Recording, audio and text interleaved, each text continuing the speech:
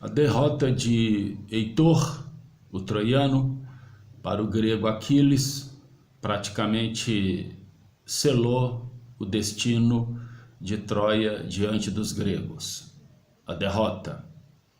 O artifício do cavalo foi tão somente um adiantamento deste episódio.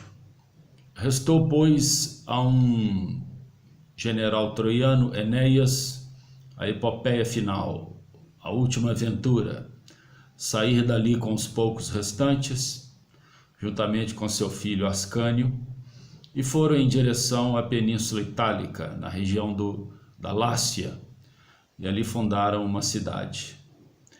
É nessa região que gerações posteriores que veio nascer os gêmeos Rômulo e Remo. Rômulo e Remo, portanto, são descendentes de Enéas, segundo a mitologia. E os gêmeos, na idade adulta, tiveram um desentendimento por conta da fundação de Roma. Rômulo queria este nome e que ela se situasse no Monte Palatino, ao passo que Remo queria o nome Rémora, no Monte Aventino. Isso gerou fratricídio. Rômulo acabou matando o irmão e prevaleceu o local por ele escolhido, bem como o nome.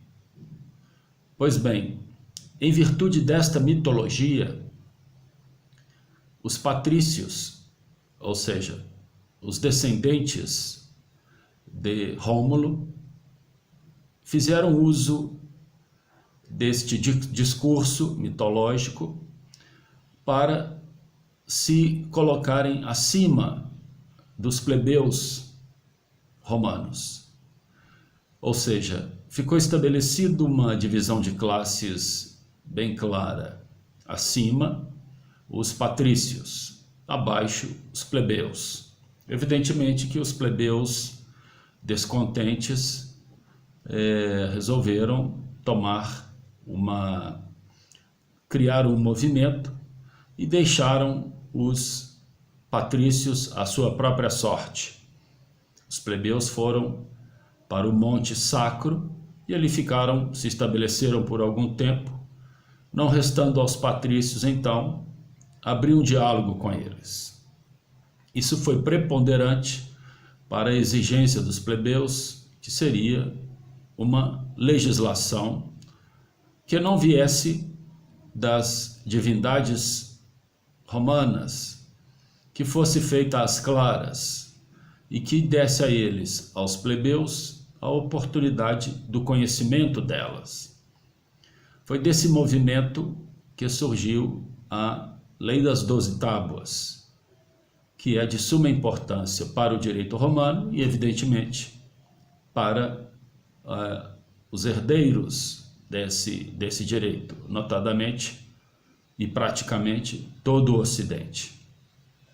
O que pode-se falar da Lei das 12 Tábuas é que ela quebra uma verticalidade do ius oriundo dos deuses e estabelece um ius civilis, um direito estabelecido entre os próprios homens e, portanto, já assinalava a perspectiva do direito à igualdade. Também por cumprir uma exigência dos plebeus em face do necessário conhecimento, ela prenuncia o princípio da taxatividade, da anterioridade, já estabelece uma organização jurídica envolvendo os tribunos, envolvendo os pretores, envolvendo servidão, a própria escravidão, casamento, enfim, é uma legislação que deu a oportunidade aos plebeus de ter dela o devido conhecimento e, de uma certa forma, propiciar-lhes uma sensação de segurança.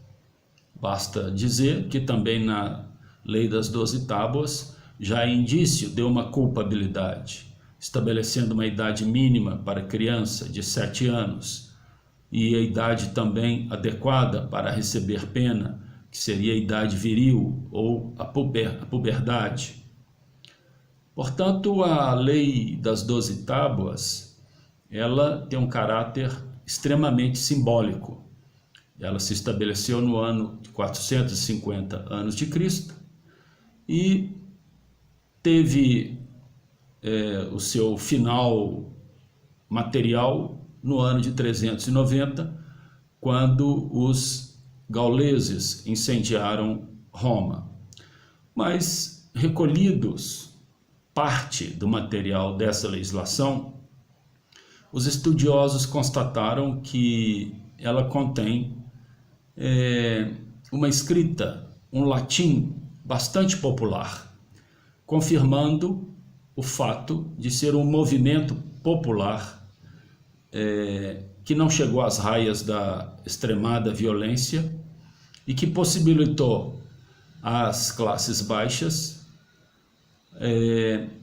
um desvinculamento do ius divinum, abrindo, portanto, as questões envolvendo o ius civilis e colocando os soberanos numa situação tal em que deveriam dar satisfação às classes mais baixas. Esse sentimento de poder pressionar o soberano foi posteriormente confirmado na Magna Carta.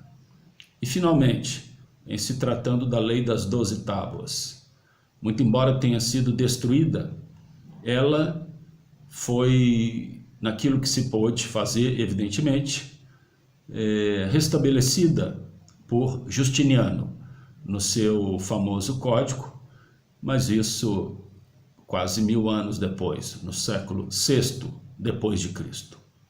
Portanto, é uma legislação significativa e marcante na história do direito do Ocidente.